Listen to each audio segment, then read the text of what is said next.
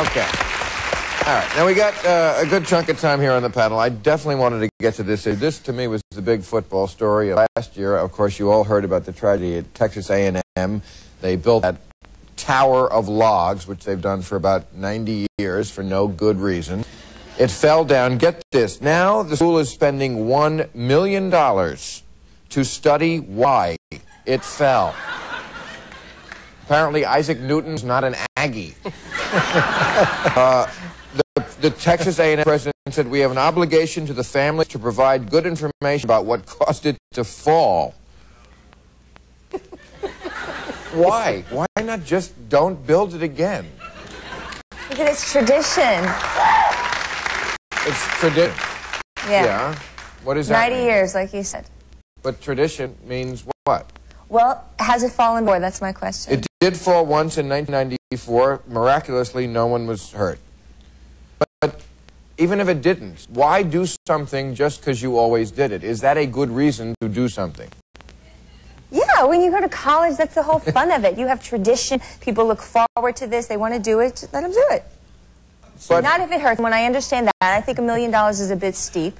Sure, investigate. I'm sure the parents of the deceased would appreciate that. But, you know, it's a bunch of kids who got drunk and got carried away and used really bad judgment.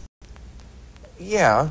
And you want to carry that tradition on? No, I said not carry that tradition on. The tradition of building the bonfire itself.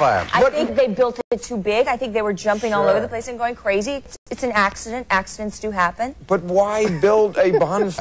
Because it's college and people do things in college. You can't explain it. There's no explanation. I'm sure everybody's done things in school. You know, you just do it because it's fun and you're kids. Why can't I do things in college? Yeah. Like throwing up on the sidewalk outside of a pizza parlor. It's tradition, isn't it?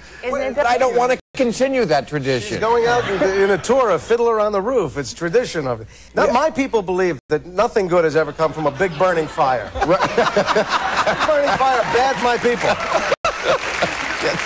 Yes, you're right. There is something very Nuremberg about a bonfire. Yeah, is the football team all charged up the next day going, "Hey, built a fire for us last night. Yeah. You see that sucker burn? Football team's not there. They're in the hotel. Team's not there. That's right. Yeah. These are all the people that didn't make the team going, let's build a fire. It's disturbing that people talk about the tragedy that, you know, they say that the great tradition was tarnished, but the tragedy, to me, is people doing things for no other reason. I'm not saying the panel, but it seems so obvious that if you respect what happened, you would basically never do it again. That would be the true way to honor the people that died. Right. This idea of kind of foraging on for the big game, I think it's exactly the kind of sentiment that creates a situation where you build a dangerous bonfire because the big game is so important, but we all know the big game's really not that important and certainly not worth people's lives. And certainly... So do you still think that they should spend millions of dollars? I'm sorry? Do you still believe that they should spend the millions of dollars in the investigation? It's been millions if it seems...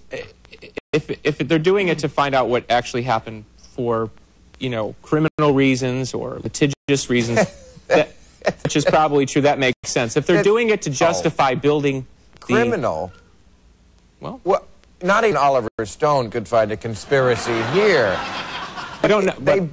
They put things on top of each other and they fell. It's ironic because Texas A&M stands for Agriculture and Mechanical Engineering. And this was a tradition that was passed on only orally. Nobody ever wrote a blueprint. I'm not... But I think Bill is right. The $1 million investment is probably a hedge against the lawsuit. Well, you know, so they can say, well, what happened was they apparently were drunk blotto, and there's your... we're going to put $1 million into that, and it's you know, throwing good... It's throwing... Yeah, of course, they're protecting themselves from when the lawyers come. They will come. Of course they'll come. Right. But, you know, we had traditions in this country like women couldn't vote, African Americans sat in the back of the bus. Traditions don't mean anything. But they do... I wish that was true.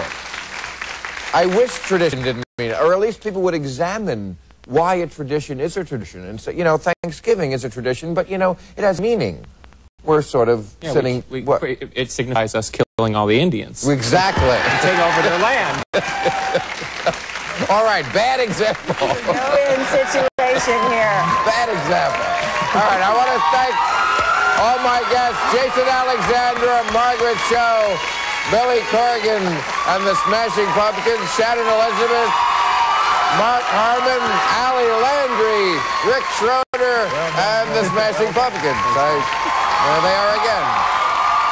Join us Monday when my guests will be Christopher Reed, Bob Larson, Sonny P.O.D., and Marriott Ross. And, Mom and the other folks who watch the show never have rock and roll. I promised we wouldn't have rock and roll for a while, but we were glad to have them tonight. Thank you very much.